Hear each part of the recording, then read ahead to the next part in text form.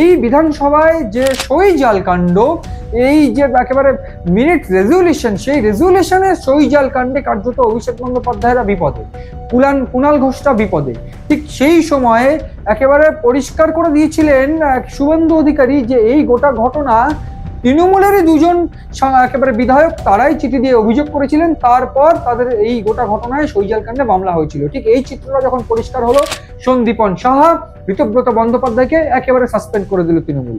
সেই সাসপেন্ডের পরেই কিন্তু, বা বলা হলো বহিষ্কারের পরেই কার্যত খেলা ঘুরে গেল। 58 জন বিধায়ককে নিয়ে তারা আসল তৃণমূল বলে দাবি করে বসলেন। তারা বৈঠক করলেন এবং 58 জন বিধায়ক তারা এই মুহূর্তে তৃণমূল কংগ্রেস বলে, আসল তৃণমূল বলে পরিচিত। যদিও মমতা বন্দ্যোপাধ্যায় থেকে প্রতীক তারা পায়নি এবং তারা বিধানসভায় পরিষদীয় দলকে আসল তৃণমূল বলে প্রেজেন্ট করছে। যদিও এই গোটা ঘটনায় হাইকোর্টে মামলা গড়িয়েছে। সেক্ষেত্রে এখন অব্দি তাহলে দুটো ভাগ পরিষ্কার হলো। কিরকম? একদল মমতাপন্থী আর একদল একেবারে মমতাপন্থী হলেও কিন্তু তারা অভিষেক বিরোধী এবং তারা নিজেকে আসল তৃণমূল বলে দাবি করে বসে আছে বিধানসভায়। ফলে এই পার্টটা চুকে গেল, দুটো ভাগে বিভক্ত হয়ে গেল।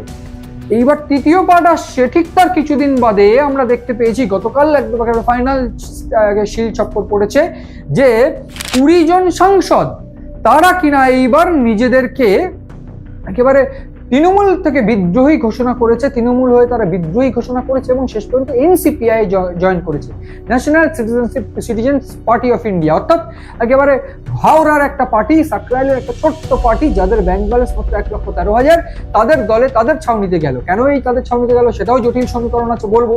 কিন্তু বেসিক্যালি যেটা হলো যে তারা মমতা বন্দ্যোপাধ্যায় পন্থী থাকলো না, তারা এই যে কাজটা এই ঋতব্রত বন্দ্যোপাধ্যায়রা করেছে সেই পন্থীও তারা হলো না। তার কারণ একটা আইনি জটিলতা থাকতে পারে, যেহেতু একটা হাইকোর্টে মামলা হয়ে গেছে পরিষদীয় দলটাকে নিয়ে বিধানসভার, যে তারা কি করে একজন বহিষ্কার হওয়া, যেহেতু এই ঋতব্রত বন্দ্যোপাধ্যায় ও সন্দীপন সাহাকে বহিষ্কার করেছে, কেন তারা বহিষ্কার হওয়া একজন বিধায়ককে বিরোধী দলনেতা হিসেবে তারা একেবারে সম্মতি দিল স্পিকার, সেটা নিয়ে একটা মামলা ইতিমধ্যে হাইকোর্টে হয়ে গেছে। সেক্ষেত্রে এই কাকুলি ঘোষ দস্তিদার তাকে বিরোধী দলনেতা হিসেবে প্রেজেন্ট করার ক্ষেত্রে একটা বাধা যেন না হয়ে দাঁড়ায় তৃণমূল, বা আইনি জটিলতা না হয়, সেই জন্য তারা এনসিপিআই নামক একটি দলের ছাত্রতলা এলো। এবং এই এনসিপিআই তারা এই মুহূর্তে নিজেদেরকে সব থেকে বড় রাজনৈতিক দল, অন্তত পশ্চিমবঙ্গের ক্ষেত্রে সব থেকে বেশি সাংসদদের তুলনায়, সেটা দাবি করে বসে আছে। ফলে একেবারে ঘেটে গেছে বিষয়টা, পশ্চিমবঙ্গের তৃণমূল কংগ্রেস পুরো ঘেটে ঘ।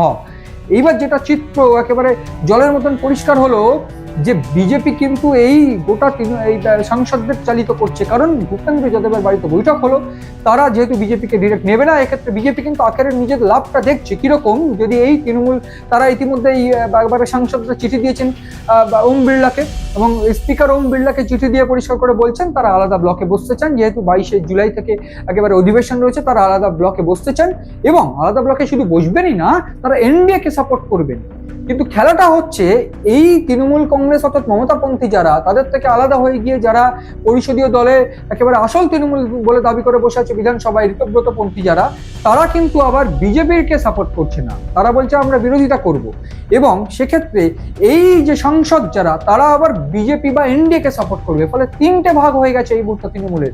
এইবার যেটা ফ্যাক্ট যে তারা কেন বিজেপিতে যোগদান করতে পারলো না, তাদেরকে বিজেপি নেবে না, এরকম দুর্নীতিবাজ সাংসদ তারা, কিন্তু তাদেরকে অন্য দলে রেখে তাদের যদি সাপোর্ট পাওয়া যায় সেক্ষেত্রে বিল পাস করাতে সুবিধা হবে। ফলে সেক্ষেত্রে বিজেপি একটু অন্য পথে হেঁটে তাদেরকে এনসিপিআইতে যোগদান করা হবে। সেক্ষেত্রে আইনি জটিলতা নেই, একেবারে পরিষ্কার আইনি জটিলতা তাদের থাকবে না, কারণ তারা এই মুহূর্তে অভিষেক বন্দ্যোপাধ্যায়কে দলনেতা মানবে না। এবং অভিষেক বন্দ্যোপাধ্যায় ইতিমধ্যে কীর্তি আজাদ এবং একেবারে সাগরিকা ঘোষ রাজ্যসভা সংসদের মাধ্যমে চিঠি পাঠিয়ে দিয়ে বসে আছেন, আমরা কিন্তু এই কোনো রকম ভাবে অন্য কোনো তৃণমূল কংগ্রেসকে মানবেন না।